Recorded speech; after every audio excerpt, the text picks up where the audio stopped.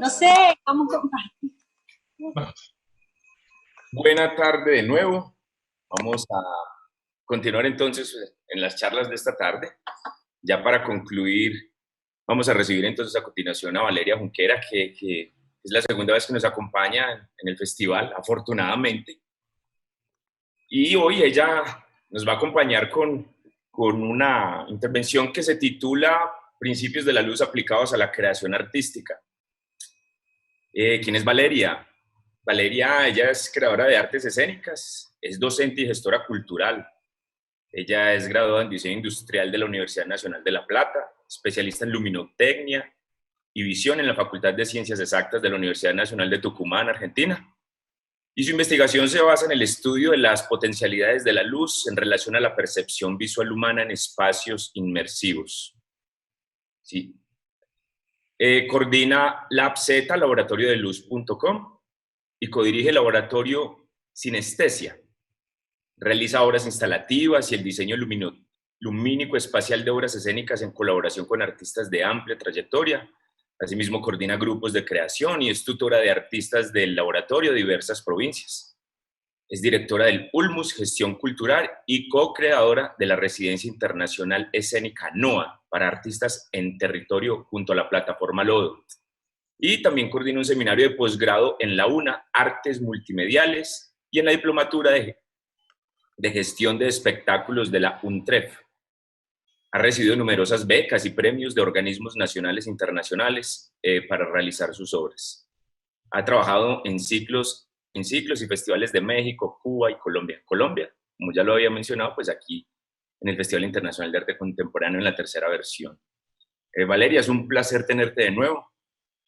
Bueno, Muy bienvenida y bueno, te escuchamos. bueno, muchas gracias Mauricio por tu presentación y buenas tardes a todos y a todas.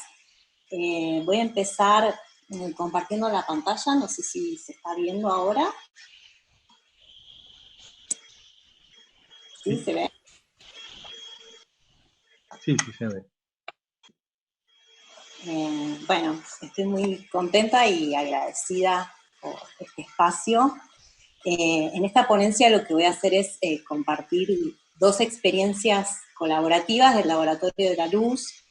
La primera realizada en este festival, como dijo Mauricio, en la tercera edición en el 2018, y la segunda en Buenos Aires a principios del 2020.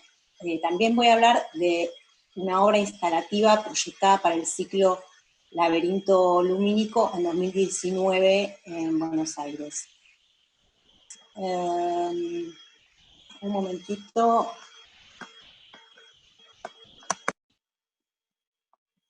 No sé si paso, sí, estoy pasando, ¿no? ¿Se ve? Se ve muy bien. Listo.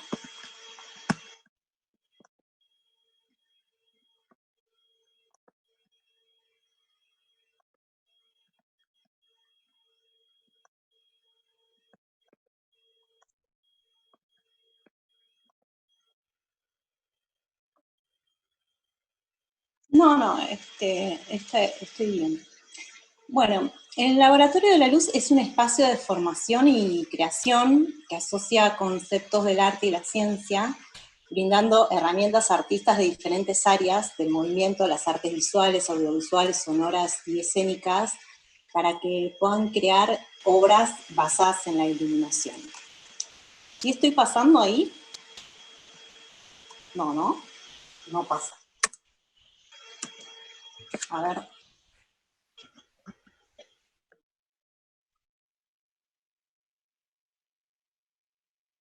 Sí, a ver, un momentito que si querés, si me pueden esperar. Un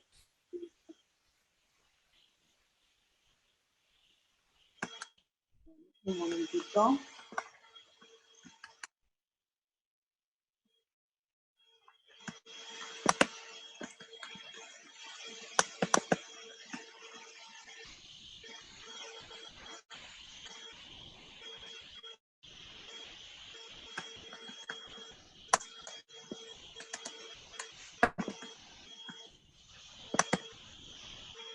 Bien, ahí estoy bien.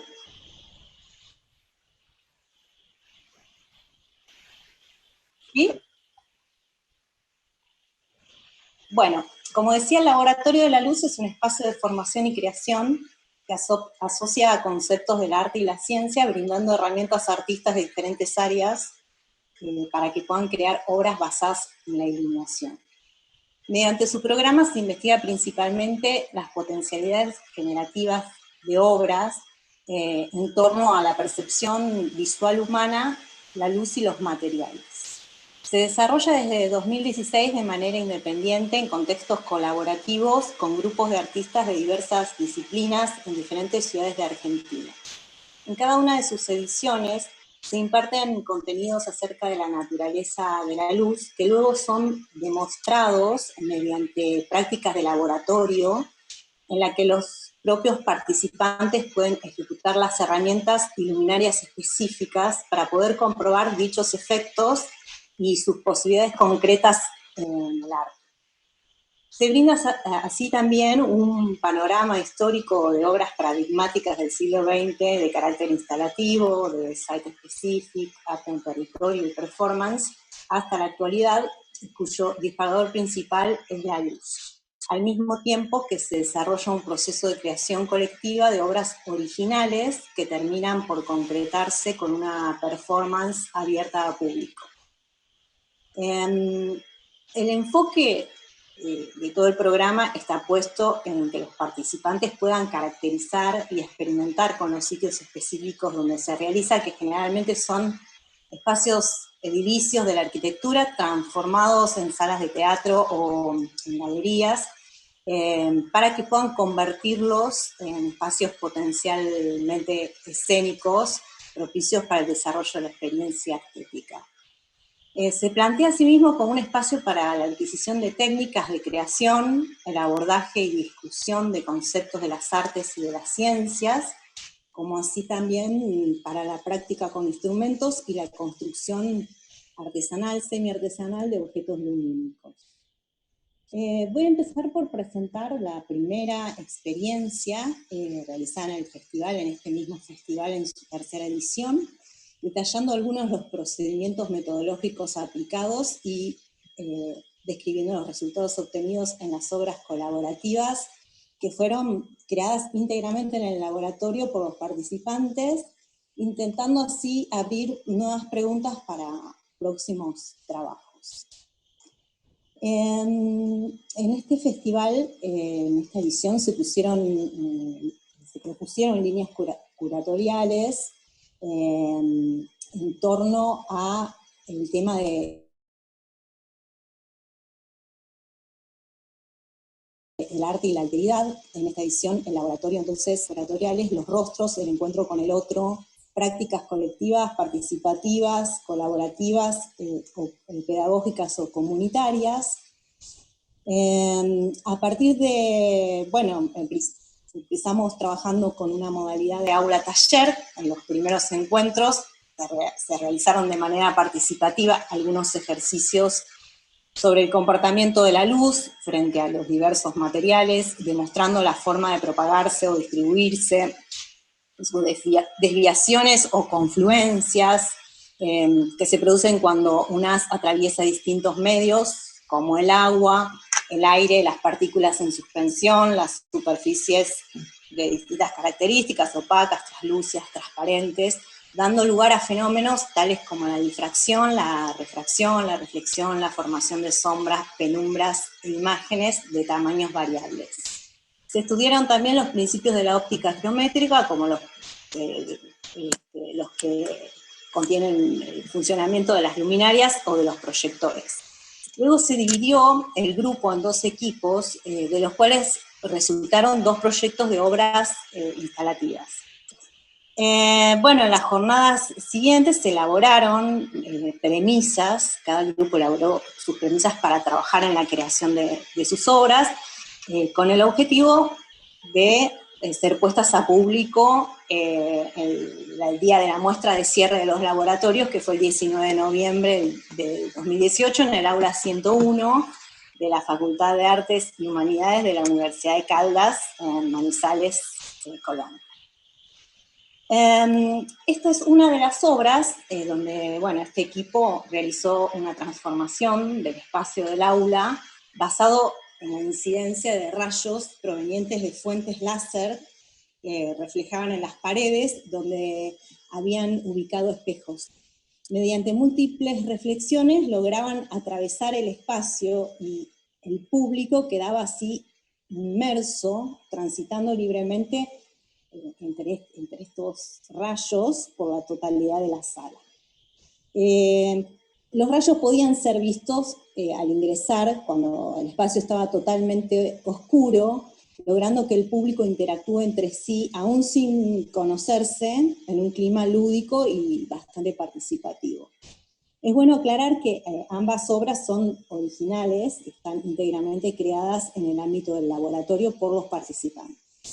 El segundo equipo, que aquí voy a mencionar, como pueden ver, realiza una búsqueda basada en un sistema óptico cuya originalidad radica en que está construido a partir de un eje vertical, a partir del cual logran proyectar imágenes nítidas en el cielo raso, tomándolo como área de proyección, manipulando instrumentos. Los intérpretes manipulaban instrumentos que estaban ubicados a nivel del suelo, tomado esto como área de ejecución. El defecto, bueno, termina de concretarse con la colocación de un cubo de vidrio transparente con agua adentro que opera como una gran lente. Acá se puede ver en vista aérea los diversos formatos y tamaños de las lentes que estaban sumergidas en el agua.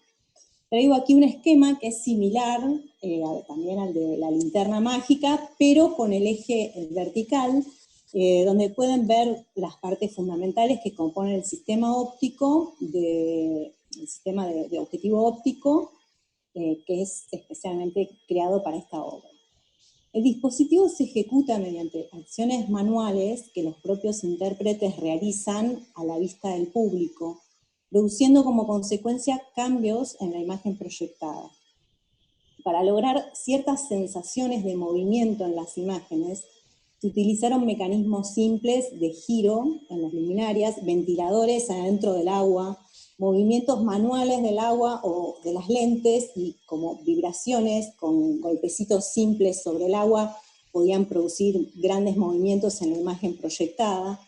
También proyectaban en las paredes partes de cuerpos superpuestas, que a su vez estas sombras eran coloreadas, y que al moverse se mezclaban también con los cuerpos físicos, tanto de performers como del público. Hay 3 factores que cabe mencionar en el desarrollo, en el proceso de esta obra. El primero es acerca de las imágenes. Las imágenes logradas eran abstractas, las que se proyectaban tanto en paredes como en el techo, se proyectaban sorpresivamente, podían cambiar súbitamente de color o de forma, y por un lado, y por otro lado estaban las imágenes de las sombras coloreadas del cuerpo del público y de los ejecutantes. Con esto se generaba una sensación de confusión perceptual, una especie de molestia visual debido a la inconstancia de la iluminación, que hacía difícil distinguir los cuerpos presentes de las imágenes virtuales, formando apariencias, desapariciones intermitentes de estas imágenes y colores que se desvanecían al instante de que pudiéramos reconocerlas. Otro factor relevante para mencionar es el cambio de eje en la mirada del espectador, porque el sistema óptico, que por general es alineado en forma horizontal con respecto al ojo humano, como es el caso del cine o de los monitores de TV, en este caso es dispuesto en vertical, es este sistema el que emite luz hacia arriba, logrando que a partir de esta disposición implicar al espectador en una serie de movimientos o acciones de mirar para arriba, mirar alrededor, mirar al centro, mirar a los intérpretes, mirar a los demás. Y por último, como cierre en este trabajo, en relación al tratamiento de la espacialidad, es interesante mencionar que la ubicación tanto de intérpretes como de público se da alrededor de una fuente lumínica o área de ejecución, y que con esta disposición de público en forma circular se incluía al espectador en la espacialidad misma de la obra, creando una relación no jerárquica, envolvente del público y los performers, formando dos anillos alrededor de un núcleo de accionamientos que se reflejaba a su vez en el entorno inmediato. Este tipo de disposición, de tipología, continúa la relación entre público, intérpretes y obra, y remite a algo del ritual primitivo, a los orígenes del arte escénico, o a una fogata, tal como dice un espectador anónimo, anónima, en el cuaderno donde podían dejar sus comentarios, anotaciones a la salida. Dice cómo presenciar una fogata en la octava dimensión. Me pareció interesante traer este documento que da cuenta de lo que el trabajo pudo generar en el público.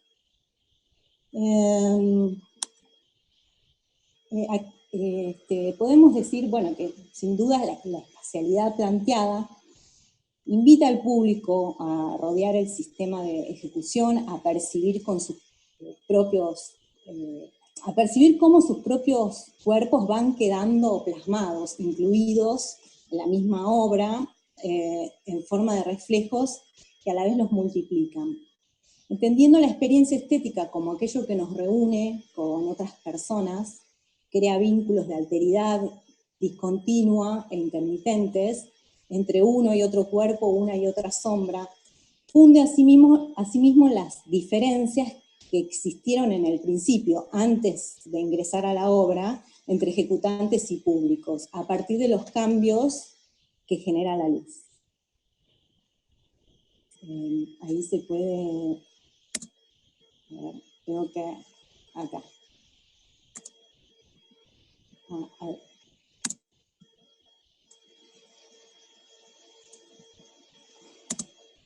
Así, desde este campo que piensa en la concepción del espacio de la obra y del fenómeno experiencial estético, se invita a cruzar los bordes de los medios expresivos en las artes, en tanto nos permitan construir nuevos lazos entre los creadores de los diferentes medios artísticos, géneros y procedimientos.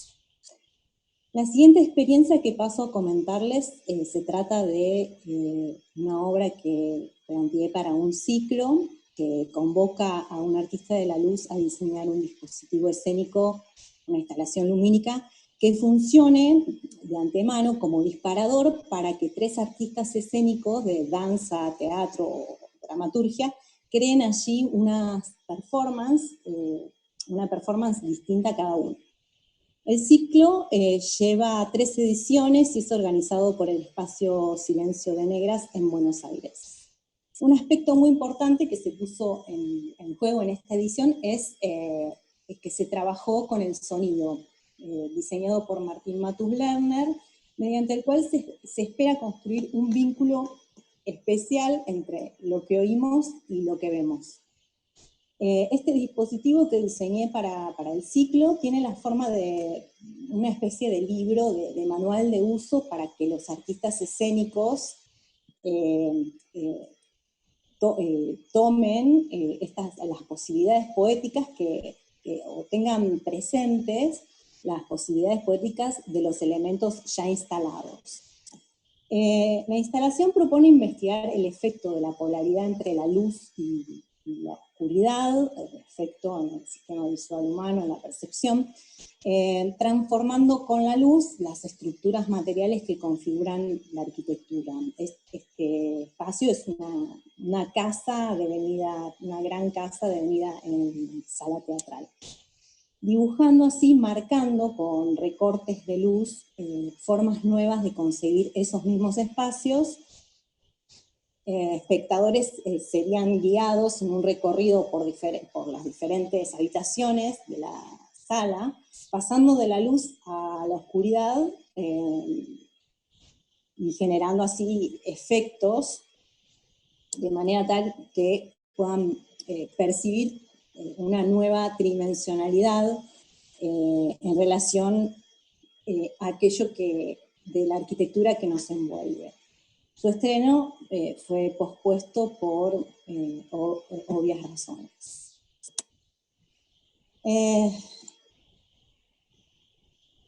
Bueno, voy a pasar a comentarles entonces sobre esta tercera experiencia.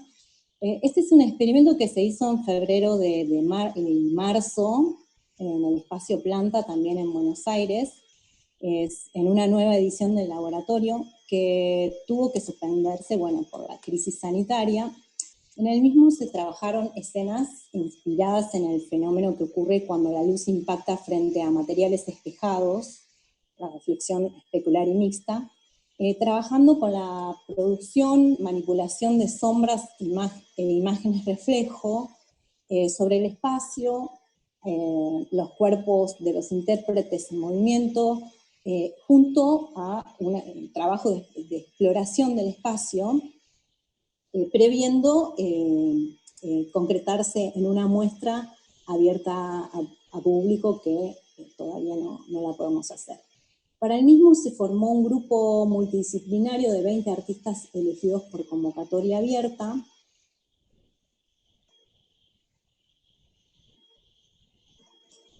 Y bueno, llegado el confinamiento a la Argentina, decidimos con este grupo seguir desarrollando instancias diferentes de la misma búsqueda, pero desde nuestras casas, con la finalidad de expandir el campo de pruebas e imaginar nuevas situaciones para cuando, que podamos aplicar para cuando volvamos a encontrarnos.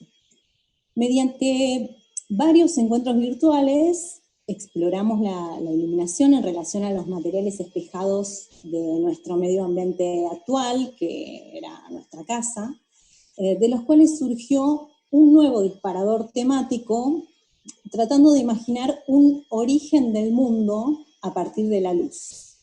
En su fuerte relación con el sol, la fuente de luz natural que aparece en el este y se esconde al oeste durante el ocaso del día. Resulta entonces de esta nueva circunstancia, una nueva idea, un díptico compuesto por 2 piezas, este y oeste, de una duración aproximada de 3 minutos y medio cada una, organizado a partir del montaje colectivo de una gran producción individual de experimentos realizados con linternas, luminarias hogareñas, fuego, elementos encontrados en la casa, ya que bueno, no podíamos salir. Contando con la creación sonora que hizo Germán David Rizzo Arévalo, también colombiano, realiza, bueno, él realiza esta pieza especialmente para este trabajo. Logramos que tengan un resultado audiovisual, con una potente estimulación sensorial, ofreciendo al público la posibilidad de encontrarse con una experiencia que lo lleve a situarse en un estado contemplativo, sumergido en una experiencia íntima. Para Oeste, una de las participantes, Agustina Gurevich, escribió un poema que le dio voz a la obra, y resalto, bueno, un comentario que surgió de este mismo proceso de creación del poema, donde ella dice: a mí personalmente este tipo de imágenes me remiten a algo de un origen, esa cosa celular, subacuática y a la vez espacial, el fuego, la oscuridad, un génesis científico. Bueno, este material lo pueden encontrar en la página del Laboratorio de la Luz. Lo pueden escuchar tranquilamente con auriculares. Yo ahora voy a pasar un poquito.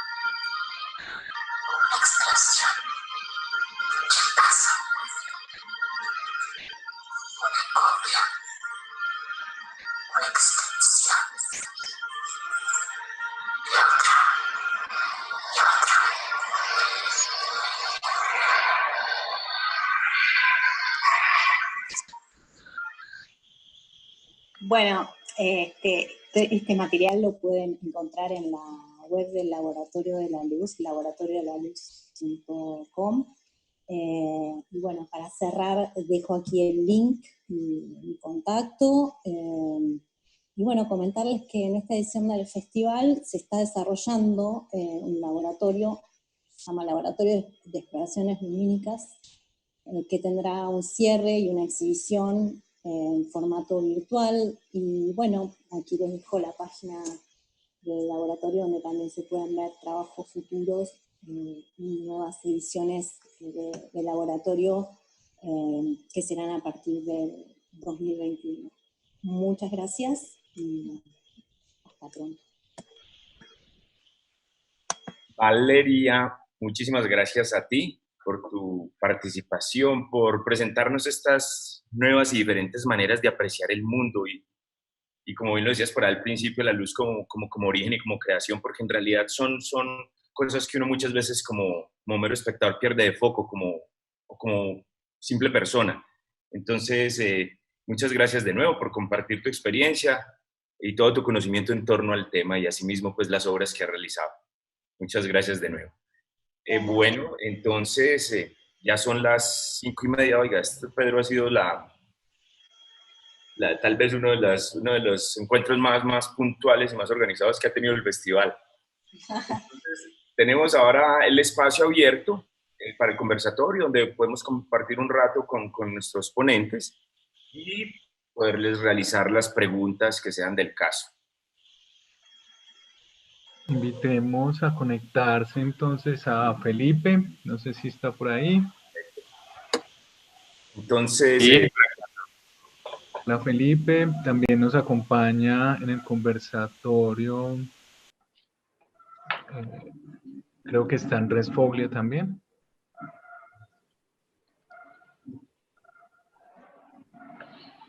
Hola Andrés. Acá estoy. Eso. Bueno, volvemos a tus manos, Mauro. Bueno, entonces por aquí sí se despiertan un par de preguntas. En principio, unas preguntas muy dirigidas a las dos primeras charlas, ¿cierto? A las de Natalie y Andrea, que evidentemente pues mostraron unos rasgos que acercaron mucho sus dos ponencias, y aquí hay un par de preguntas que recogen de pronto conceptos que las dos trabajaron en sus dos exposiciones. Una primera hace referencia a algo que hablábamos por fuera precisamente de la transmisión, y es la pregunta con base precisamente en la situación que estamos viviendo actualmente, el aislamiento a causa de la pandemia, y que nos hemos tenido que de alguna manera volver más, que será más dependientes de las herramientas virtuales y de alguna manera alejarnos de los otros y el contacto con los otros. Esto apunta a lo que decía Andrea, de alguna manera la hapticidad se nos ha como dificultado. Y sabemos pues por la filosofía del siglo XX que cuando uno habla de habitar implica de alguna manera cierto contacto afectivo con los demás para poder hablar de eso. Pero ante las circunstancias, todavía es posible hablar de un concepto como habitar, sabiendo que hay una suerte de ensimismamiento. Es posible hablar de un habitar en la medida en que tal vez nos hemos cohibido precisamente, como lo resaltaba Andrea ahora, de nuestra apticidad, de nuestra capacidad áptica. Es posible en ese sentido hablar de un habitar en un mundo virtual. Eso será posible.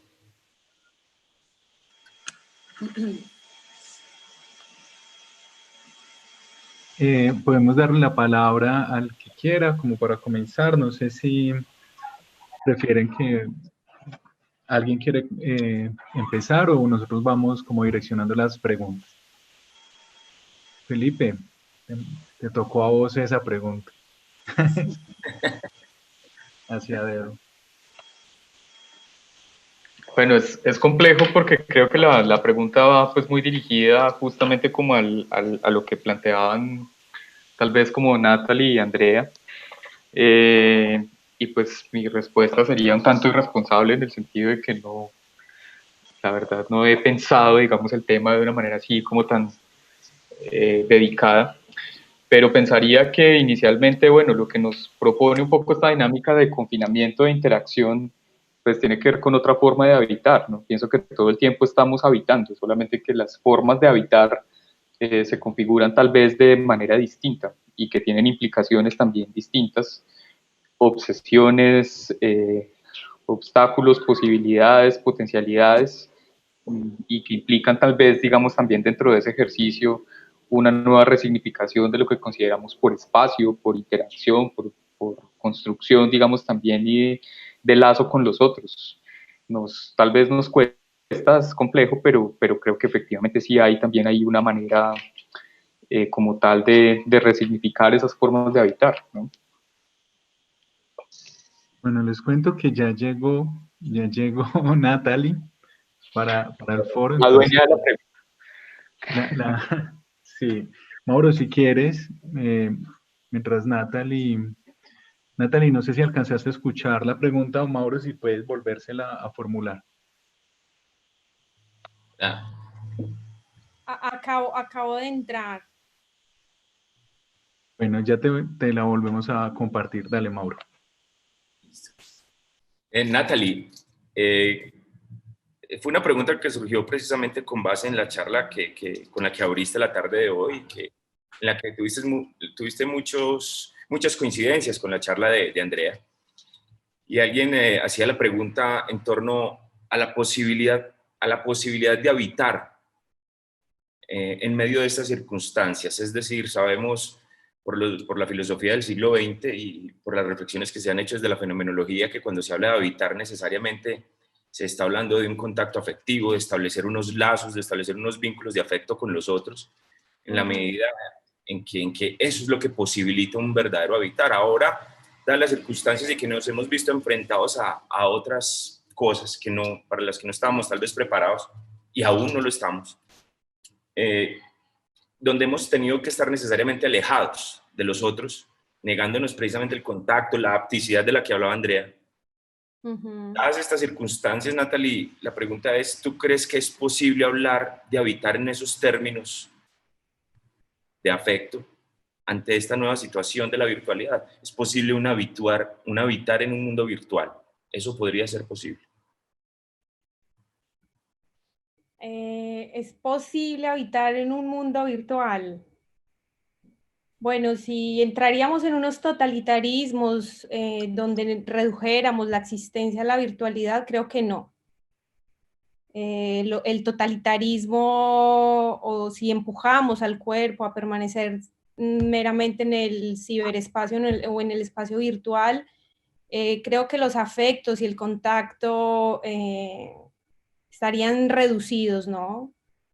Nuestras funciones sensoriales tan primitivas estarían de alguna manera muy limitadas y quizás entraríamos a desarrollar o a imaginar otras formas sensoriales, no sé.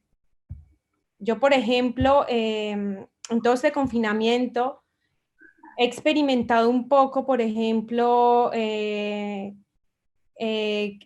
pasa con la excitación, ¿no? Con la excitación cuando no hay un otro cuerpo, cuando no hay un cuerpo en carne. Y mi lugar de sobrevivencia para mantener este imaginario de excitación se sobrevive desde el propio imaginario, ¿no? Donde el cuerpo de carne está ahí, está estimulado, pero bajo otras sensorialidades. Recuerdo hace poco que estuve en una ponencia de una chica que hablaba sobre el pulpo. El pulpo es un animal que tiene el cerebro en sus tentáculos. Y ella reflexionaba sobre esto, ¿no? Sobre que no somos el pensamiento o la percepción del mundo, no está literalmente centrada en un lugar, ¿no? Podemos pensar con otros organismos. Y bueno, yo creo que es esto, ¿no? Si entraríamos en un totalitarismo sería pues fatal. Esperemos que no. Esperemos que no vayamos a eso, pero la cosa ahora está, sí, es como un desafío total. Es un desafío, sí. Natalie, muchísimas gracias. Enseguida, Valeria, hay una pregunta para ti. Y es la siguiente, pues al trabajar la luz en espacios colaborativos, ¿cuál ha sido la experiencia más sorprendente que has tenido? ¿O qué sorpresas han dado las personas que asisten a estos laboratorios? Sí, eso es una pregunta pues que surge a la luz de las imágenes que tú acabas de proyectar, y además porque uno de alguna manera se pone también en posición, porque incluso a mí me gustaría mucho poder estar en un espacio de esos, porque eso es una cosa que solamente he visto en tus presentaciones. Entonces, en ese sentido, ¿cuáles han sido, digamos, las reacciones más significativas de los visitantes en tus trabajos?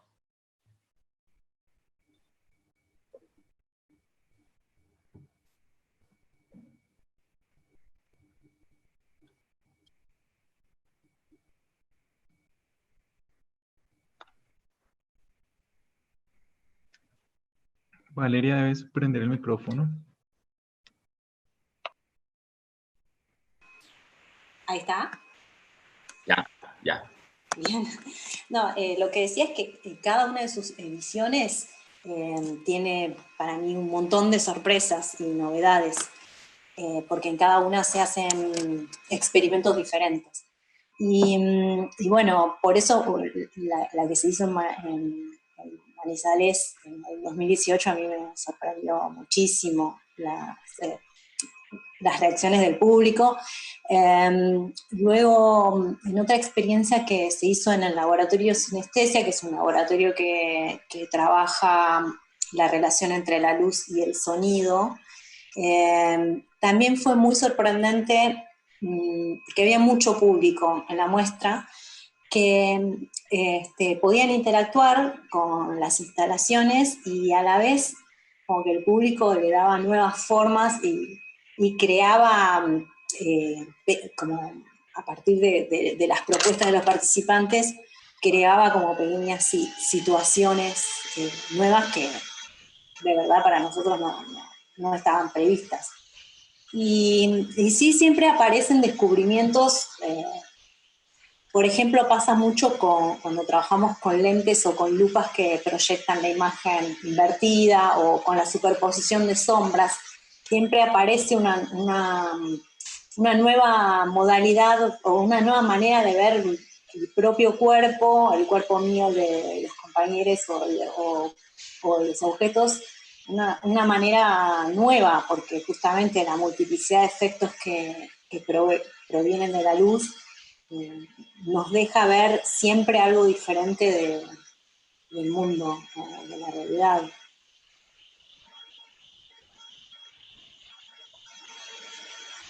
Quisiera formular una pregunta para Felipe. Ahora sí, para que me disculpe por enviarle la pregunta que era para Natalie. Hola Felipe, mira, al principio cuando comenzaste la charla, nos contabas algo que pues, es muy significativo y que también lo vemos en el trabajo de Valeria, de Natalie, de Andrea, de todos los que han venido. Y es que, digamos que nadie ha presentado su ponencia tal cual. Es decir, en algún momento el festival estuvieron, ¿sí?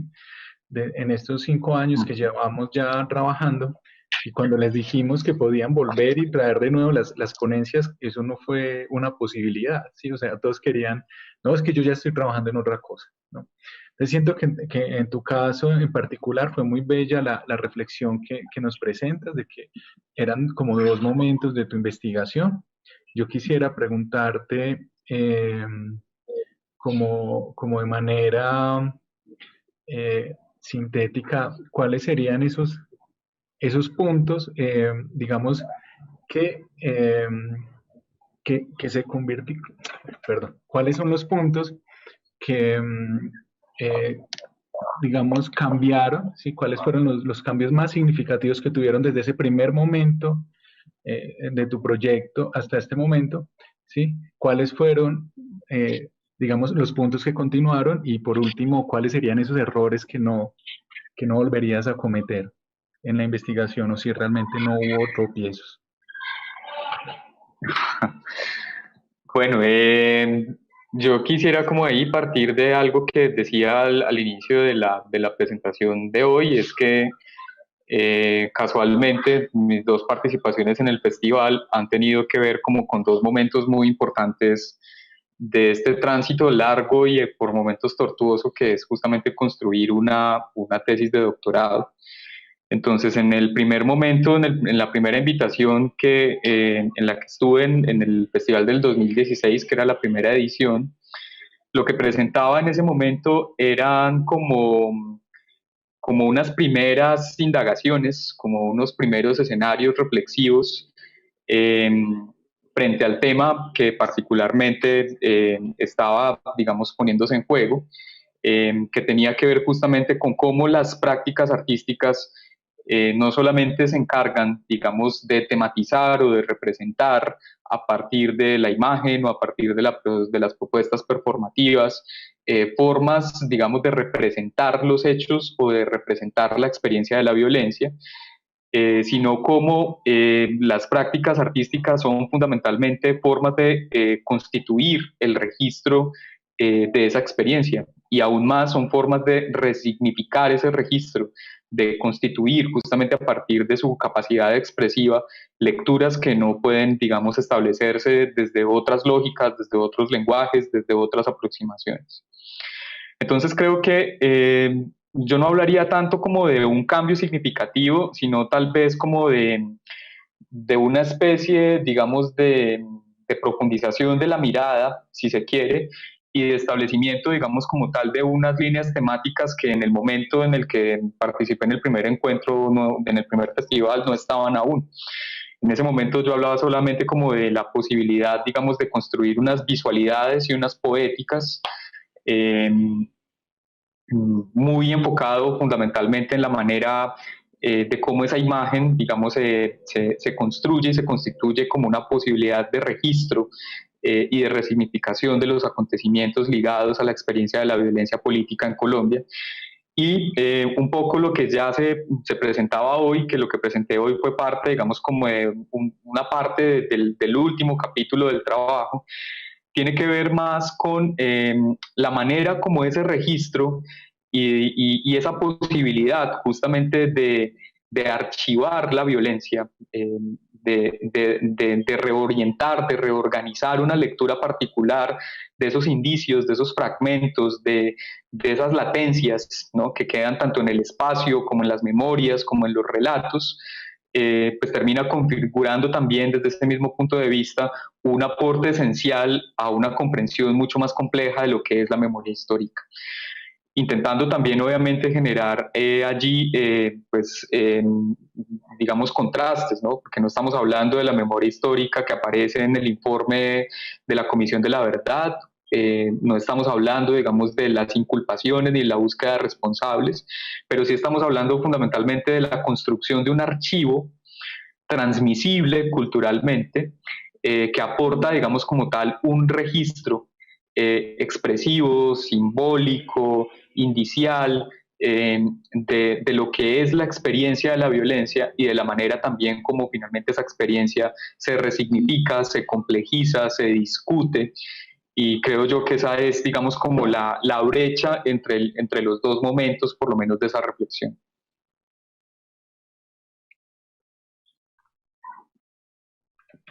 Muchas gracias, Felipe. Mauro, tienes el micrófono apagado. Listo. Felipe, muchas gracias. Andrea, por aquí te volvemos a ver. Y no creas que te vas a ir invicta, ¿no? De hecho, buenas tardes. Ahorita que le hacíamos una pregunta a Natalie, aludíamos también a tu presentación y mencionábamos pues que las charlas de ustedes tuvieron muchos puntos en común, ¿no? Lo cual fue inevitablemente pues llamó la atención, supongo, de toda la audiencia. Y esos puntos en común pues que marcan como unos lugares comunes que son las jerarquías de sus charlas. Tú podrías, como de alguna manera, a partir de esas relaciones y esos puntos en común, destacar cuáles fueron esos más importantes, ¿no es cierto? Los más importantes en los que las dos coincidieron. ¿Y por qué? ¿Por qué crees que fueron precisamente esos?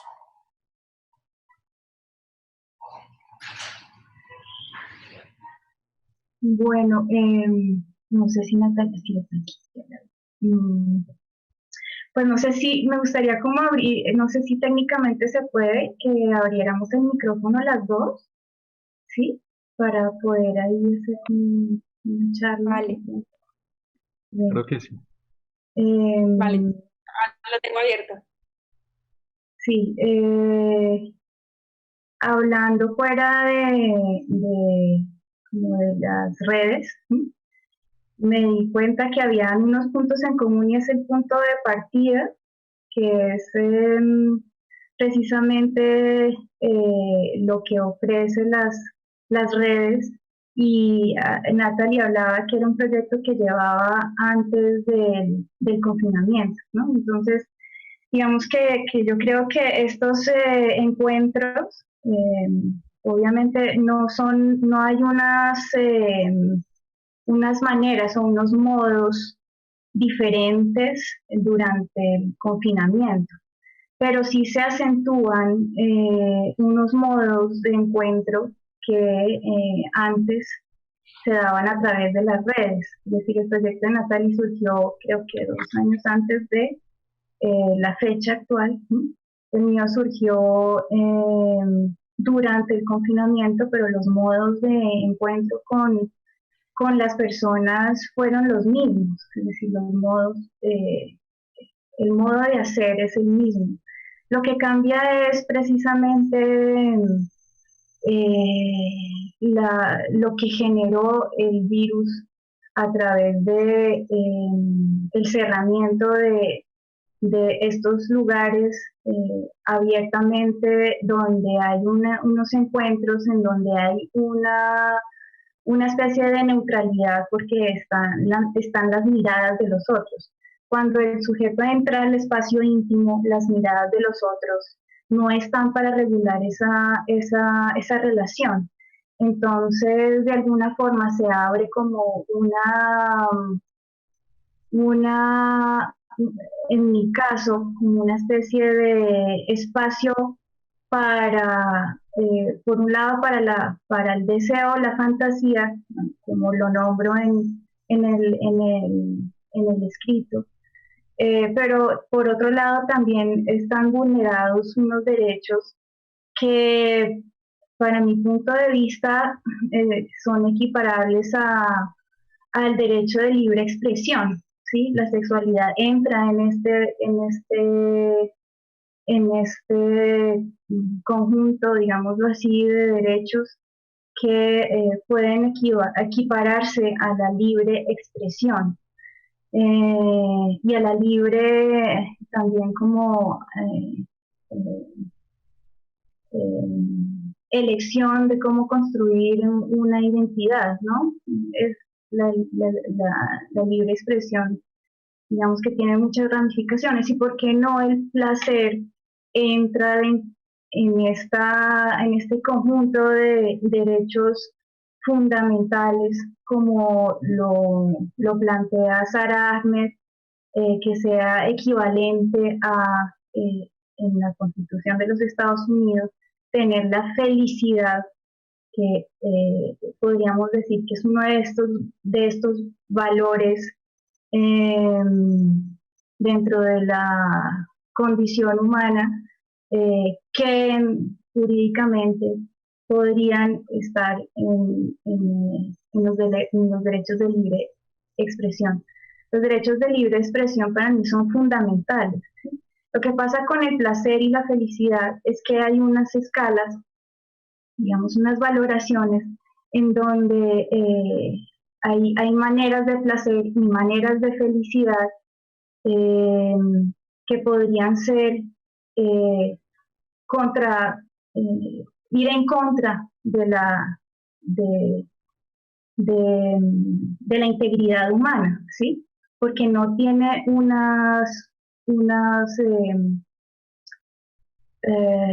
porque no son derechos universales, por decirlo así.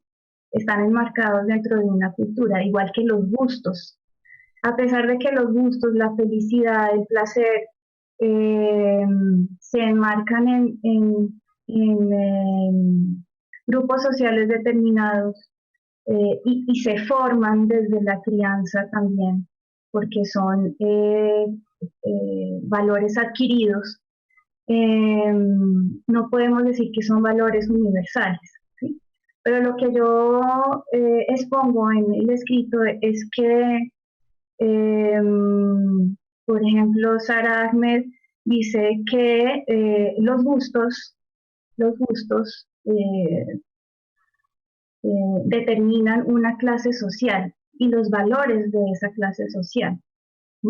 Y es por eso que yo busco la agremiación con personas que tienen gustos similares a mí, porque los gustos y las formas de vida coinciden con valores morales. No pasa así muchas veces con el placer, aunque en el fondo sí, es una rareza que un ser humano se aleje de estos parámetros sociales, en donde le produzca, o si le produzca placer o sea una fuente de deseo, algo disímil a la comunidad a la que pertenece. Yo digo, digamos que en este caso, en el proceso, y lo que a mí me interesa es lo que está asociado a la libre expresión de de la personalidad, y por otro lado a lo que genera la imagen desde su calidad o desde su valor más bien áptico, que está relacionado con un inconsciente colectivo. Y ese inconsciente colectivo es un inconsciente colectivo que es profundo. Podría yo decir que es universal. Es algo así como los arquetipos que se proponen en el psicoanálisis. ¿Sí? Es decir, mueven sensibilidades que están fuera de los marcos de placer que se producen por la crianza, es decir, por parámetros sociales, por parámetros estructurados dentro de una comunidad determinada.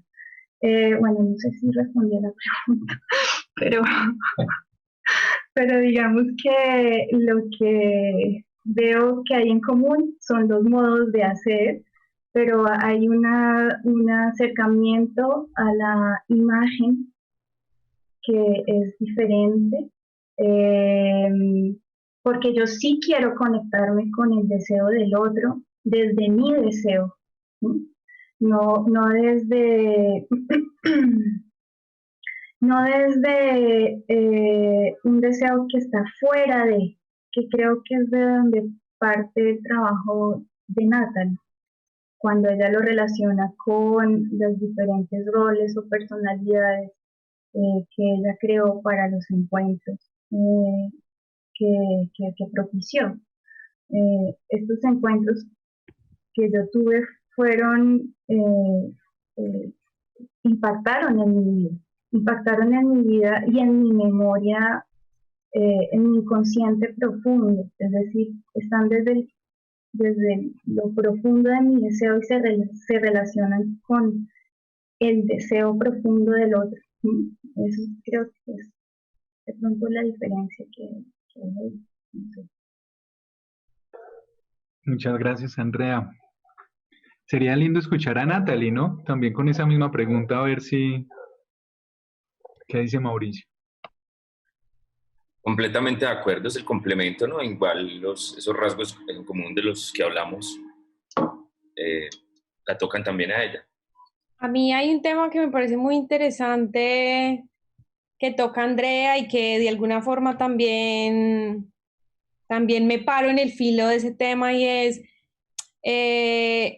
el inconsciente colectivo, ¿no? ¿Qué es esto de inconsciencia colectiva o el arquetipo, ¿no?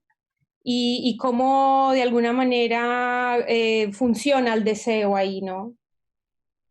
Y a mí me parece muy interesante porque, claro, el inconsciente colectivo no deja de ser una herencia muy compleja, ¿no? Una herencia de múltiples fuerzas psicológicas, fuerzas históricas, un montón de cuerpos ahí difíciles de comprender, que operan de un modo relacional, ¿no? De un modo relacional muy complejo, muy complejo. La imagen, el imaginario, la imagen encarnada, la fantasía,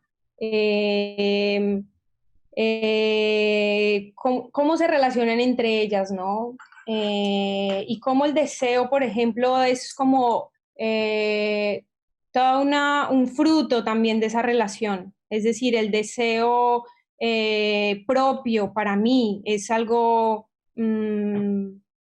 como utópico, por así decirlo, ¿no?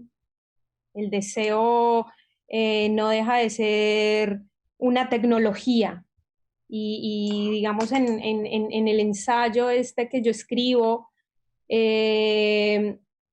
hay una parte donde es esto, ¿no? O sea, todo lo que deseamos, todo lo que construimos como condición humana, todo lo que le damos valor humano, no deja de estar fabricado bajo unas tecnologías ya que cada vez se van complejizando, ¿no? Entonces, por ejemplo, cuando ella hablaba del tema del espacio íntimo, de la intimidad, Para mí ahora comprender el concepto de intimidad es súper complejo, ¿no?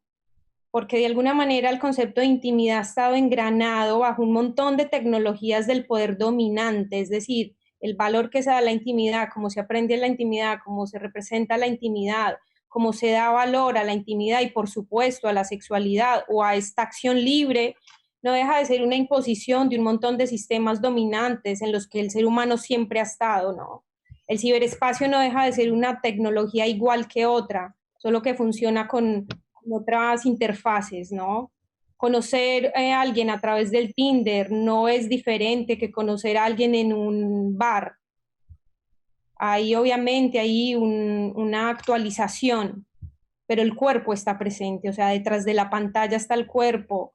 Entonces, creo que en el momento ahora, digamos, de la pandemia, porque si el proyecto, por ejemplo, yo lo empecé, sí, mi obra la empecé a desarrollar en formato ciberespacio, ¿no? Yo me infiltro con identidades falsas, con, con personajes falsos en comunidades virtuales y opero en estas comunidades y logro aprender a interactuar con estas comunidades y para mí no es nada diferente a lo que hacía el antropólogo en unos 100 años atrás. Para mí es lo mismo. Pero entonces, en ese caso es esto, ¿no? O sea, cómo la historia, cómo a partir de la historia podemos revisar el camino para lo que estamos dando valor ahora o a lo que estamos quitando valor. O porque de alguna manera lo íntimo pareciera que se pudiera traficar con ello. Ese es lo íntimo, lo que hemos creído que es íntimo es el espacio privado, realmente el espacio privado. El espacio privado no deja de ser también un organismo del sistema capitalista de toda la historia de la humanidad. Entonces, para mí, digamos, la pregunta es, ¿por qué no comprendemos la sexualidad? ¿Por qué no comprendemos la intimidad? Esa es como mi pregunta, ¿no? Más que de intentar definir o buscar un significado nuevo en este mundo un poco.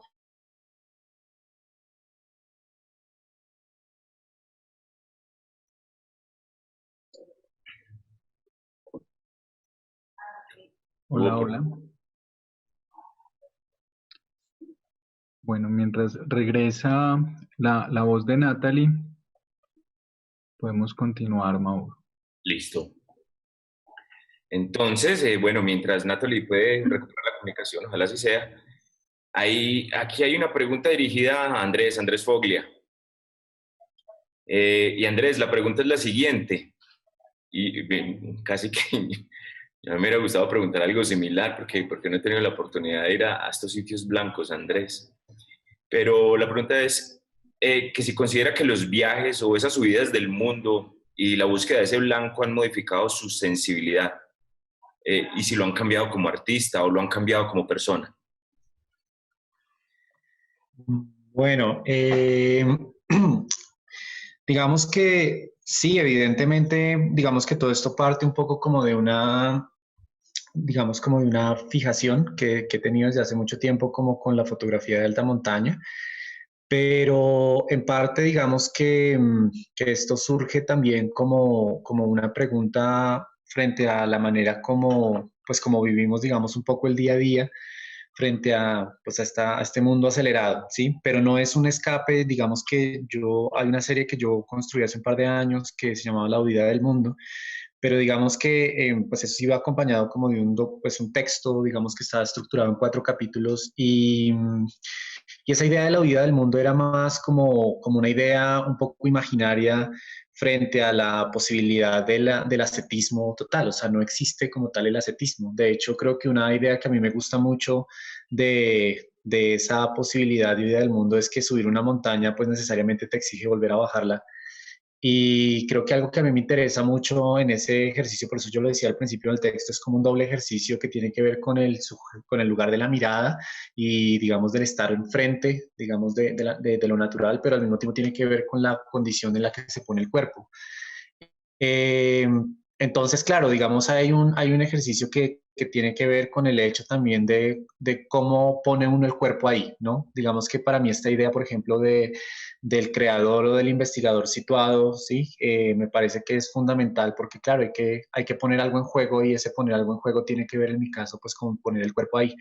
Eh, digamos que si me ha transformado o no, creo que tiene que ver con que he aprendido a pensar con el tiempo que la relación que uno establece con ese mundo natural o con eso que denominamos naturaleza, pues hace parte, digamos, de una construcción de mundo.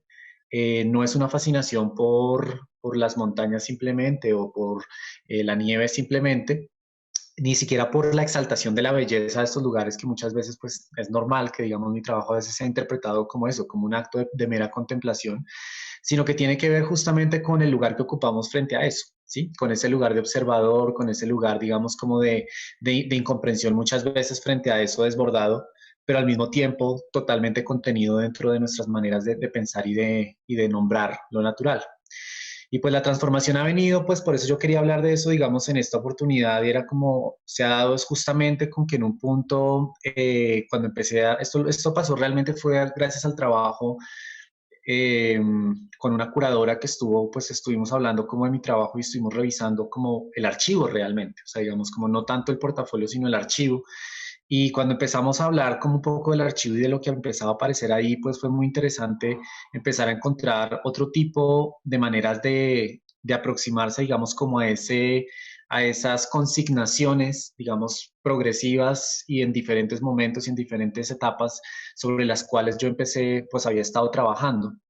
Por eso, digamos que para mí se ha vuelto muy interesante como el asunto de más que seguir produciendo series fotográficas, es volver sobre lo ya hecho para volver a encontrar como puntos digamos, de anclaje y de discusión. De hecho, eso es como una metodología con la que yo he venido trabajando hace ya años, en la que cada vez que me invitan a una exposición, o bueno, yo trabajo con una galería fuera de Colombia y digamos que cada vez que sale algo para hacer, digamos que nunca es como el proyecto es el mismo, ¿no? Siempre hay posibilidad de sacar imágenes que provienen de diferentes momentos, que se cruzan de diferentes maneras, y por eso, digamos, mi idea de poder pensar, digamos, como en esa dimensión futura de lo que el archivo mismo te puede permitir a la luz de preguntarse cosas. Para ahora a mí esa relación, digamos, como con el agua se ha vuelto como fundamental porque la había pasado por alto durante mucho tiempo por estar concentrado en el lugar del sujeto frente a esa experiencia sensible con lo natural y de repente digamos que generar un giro ahí sobre esa idea de cómo estamos frente a esto, pero como eso es agua, pero somos agua también,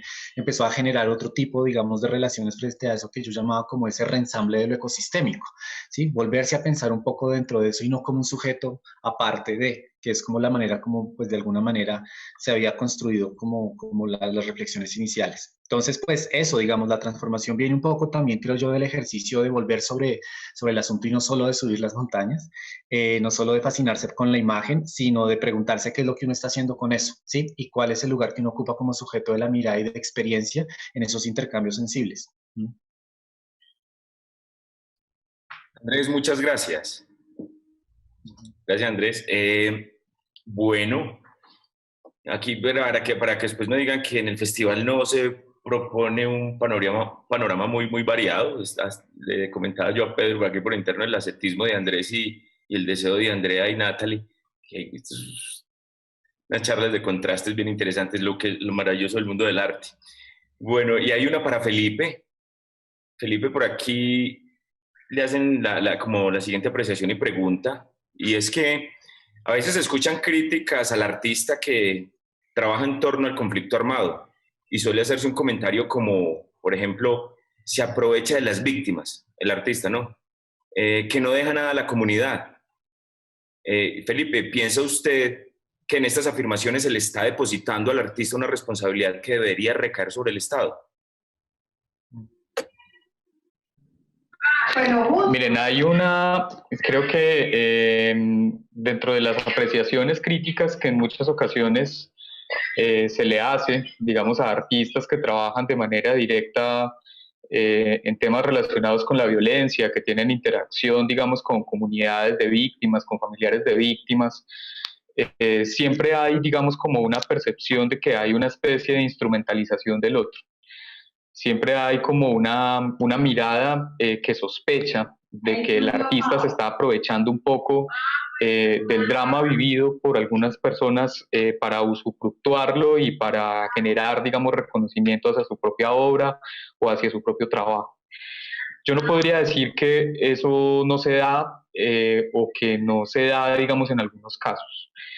Sin embargo, lo que podría pensar y lo que podría decir al respecto es que a los proyectos artísticos a los que yo me he aproximado o que he mirado o que he tratado, digamos, como de indagar, de cuestionar, de presentar, de conocer con detalle, creo que no hay, digamos, como tal una suerte de instrumentalización, sino una aproximación, de hecho, bastante comprometida, no en el sentido ideológico, sino en el sentido justamente de poder valorar lo que implica aproximarse a una condición como estas, trabajar con personas que están, digamos, como tal en esa condición, que han tenido esas experiencias relacionadas con la violencia, o simplemente como tal una aproximación como observadores externos a esas dinámicas que están configurándose en el marco de esa relación de violencia.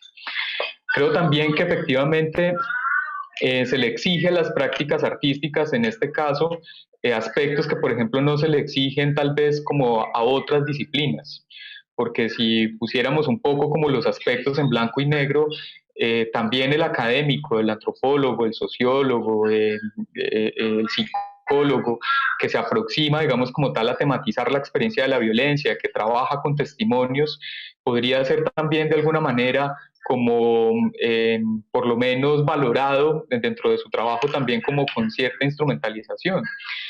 Sin embargo, creo que el asunto no está en la disciplina, es decir, en el hecho, digamos, de la aproximación o de la tematización o de la referencia al tema, sino en el tipo de aproximación que se hace y en el tipo de aproximación que se construye. Ahora, ¿qué pasa con las prácticas artísticas? Que ahí sí hay, digamos, también una manera particular de aproximarse a esa experiencia, en el sentido de que no se está buscando explicarla, que no se está buscando comprenderla a través del lente disciplinar, sino que se está buscando también una aproximación que se constituye desde ese marco expresivo y que se devuelve en la mayoría de los casos también como interrogante para toda una sociedad. Y eso es lo que me parece realmente, digamos, también interesante de estas valoraciones. No son, desde mi punto de vista, no son miradas instrumentalizadoras, pero tampoco son miradas tranquilizadoras sobre el tema de la violencia, ni que intenten, digamos, como tal, redimir desde ese mismo punto de vista a la víctima o suplir de alguna manera la responsabilidad que tiene el Estado frente a ellas. Son una aproximación en unas lógicas, en unas construcciones muy particulares, pero que desde mi punto de vista no buscan establecer responsabilidades, hacer señalamientos, o por lo menos no tendrían necesariamente que hacerlo. Sino que más bien lo que nos proponen es la posibilidad de aproximarnos a una experiencia colectiva que es bastante dolorosa, sin quedar petrificados. En otras palabras, creo que lo que permiten estas prácticas artísticas es, por un lado, construir una aproximación a la experiencia de la violencia, poder mirarla de manera oblicua, poder acceder a sus registros sin quedar silenciados, sin quedar también en la tentación o en la condición de lo innombrable, de lo irrepresentable, y a partir de ahí constituir formas de aproximarse a una experiencia que es terriblemente compleja. Pero también en otros casos lo que permiten estas prácticas es generar marcos reflexivos que abren discusiones, que abren diálogos, no para, digámoslo así, generar consensos o unificaciones frente a lo que es la experiencia de la violencia, sino al contrario, para que esas distintas valoraciones puedan surgir en el marco, digamos, como tal de esa discusión o de esa reflexión. Creo que ese sería, digamos, como tal, como uno de los aportes y de la manera, digamos, de llegarle a esa discusión que siempre va a estar en el marco de referencia. Sí. Felipe, muchas gracias. Muchas gracias por su respuesta. Y yo creo que aquí ya vamos aproximándonos al final de esta tarde. Pero antes hay una nueva pregunta para Valeria. para Valeria Junquera. Y Valeria, y este cuestionamiento parte de pues que tú has realizado laboratorio en escenarios distintos, en diferentes países, ¿no es cierto? Al hacerlo en ambientes sociales y culturales diferentes, ¿has encontrado tú estrategias diferentes o resultados muy distintos por haberlo hecho en diferentes lugares o no? Sí, claro que sí. La diferencia clara la encuentro cuando trabajo en un ámbito, por ejemplo, que es específico de las artes escénicas. Tienen ciertas estrategias o formas de pensar la luz que quizás son como ciertas barreras que hay que atravesar, que tienen que ver más con la idea de iluminar un objeto escénico o iluminar la escena para que se vea, o la luz empieza a jugar un poco como el elemento que viene a decorar o a trabajar sobre el objeto estético ya construido. Esa idea está como muy instalada en el área de las artes escénicas. En cambio, en las artes visuales, bueno, por un lado está constituida la idea del objeto de arte como pieza material, que poco a poco se va deconstruyendo hacia una obra, hacia un pensamiento un poco más material, donde empieza a pensarse ya la luz no como objeto, sino como elemento principal de la creación en obras de arte como instalaciones o de sitio específico. Entonces, creo yo que más que por localidad, las diferencias que encuentro son en relación a los medios del arte que agrupan esos espacios. Y sí, cuando hay, por ejemplo, teatros que son más, o lugares que son más teatrales, o salas independientes, tienen como ya ciertos recursos elaborados en función de la tecnología que se conoce y que se maneja, y quizás en otros ámbitos más de la plástica es otro tipo de estrategias y de equipamientos. Creo que la tecnología a la que se accede en general para experimentar en las áreas artísticas es la que condiciona la manera de pensar la luz, la manera de concebir esta energía dentro de los procesos creativos. Entonces, creo que la diferencia existe más bien ahí, en ese punto, en cómo las distintas artes enseñan, transmiten o han concebido históricamente el objeto de arte. Perfecto, Valeria, muchas gracias. Bueno, Mauro, muchísimas gracias a vos también. Muchas gracias a todos los artistas que nos acompañaron el día de hoy. Vamos a cerrar en este momento la sesión que tuvimos toda la tarde. Muchas gracias a las personas que están conectadas y nos han acompañado en las distintas transmisiones en YouTube, en Facebook. Les contamos que el foro va a continuar el día de mañana en el mismo horario. Desde las 2 de la tarde vamos a estar trabajando más o menos hasta las 6, 6:30 podemos estar acá compartiendo estos espacios con teóricos, artistas, intelectuales tan generosos que nos han compartido de esta manera, pues como desinteresadas sus palabras. Es muy importante para el festival seguir contando con ustedes. Muchas gracias a Valeria por compartirnos no solamente la charla, sino también el laboratorio que está realizando en este momento. Siempre es un honor para nosotros que estés acá en el festival. Andrés, que nos ayudas como a reflexionar no solo sobre el paisaje, dices, y la mirada, sino también sobre la posibilidad de que los chicos comprendan en su formación artística la importancia de hacer una revisión de su propio archivo, de su historia creativa. A Felipe, muchísimas gracias también por acompañarnos, por esas apreciaciones tan precisas sobre temas tan difíciles de tratar y tan valientes digámoslo, en nuestro contexto, ¿sí? En nuestro contexto colombiano. Muchas gracias también a Natalie y a Andrea por compartirnos también estas formas, digamos, para los chicos de experimentar la intimidad, de llevar como un trabajo sincero a partir también, digamos, de una reflexión que yo pensaría que tiene como prioridad la libertad, ¿sí?